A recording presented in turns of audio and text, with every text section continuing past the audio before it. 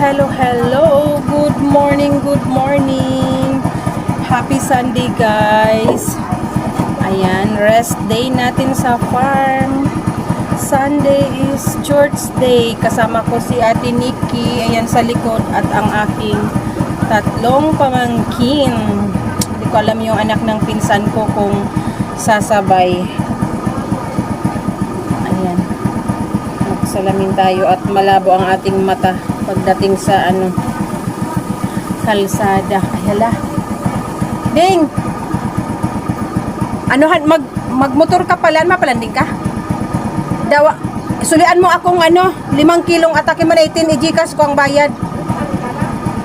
Pag dumanon mo, igwa nagpapabakal. Libas ng kilo makaampos laman sa aga. Magagad ka na sa Gcash number. O na, tara na.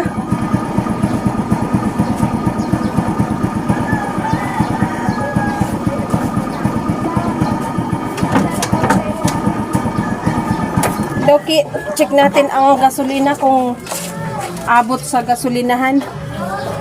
Na, Ate Kim, Matiyay? Abot pa. Nanatama gasolina pa kita. Ay, sukating ko, tinaw mo nakpapa? Yaw niyas laog. Ilagay ko na to sa lilim. Ang init.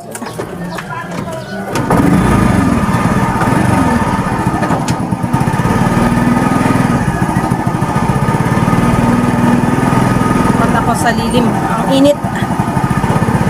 Ayan, maganda yung panahon, mainit sa araw, ulan sa gabi. So, tuwang-tuwa ang ating tanim.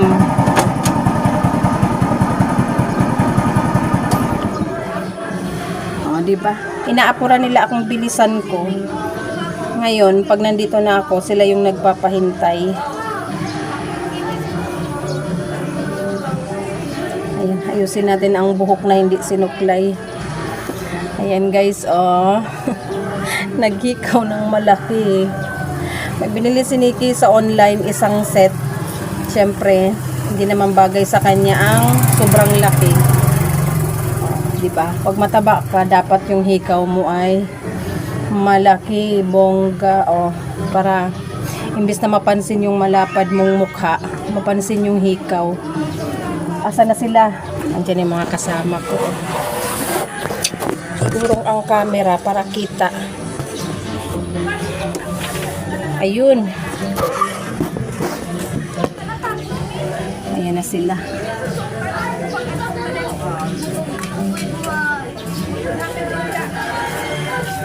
Say magtagilid. Say. Aron kan pagkaputukin. Say. Ay, say nang haro. Video ka pa, guys. Ay, mahapit pang oras ni. Iniman sa nang ka.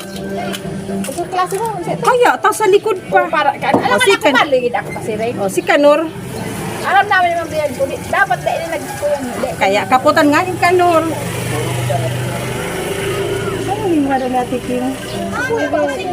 Sinulot ko ang katong magsimba. Liniitan? Dahil. Ala! Hindi ka nga natin, Kim. Hindi ka nga. Kaputin.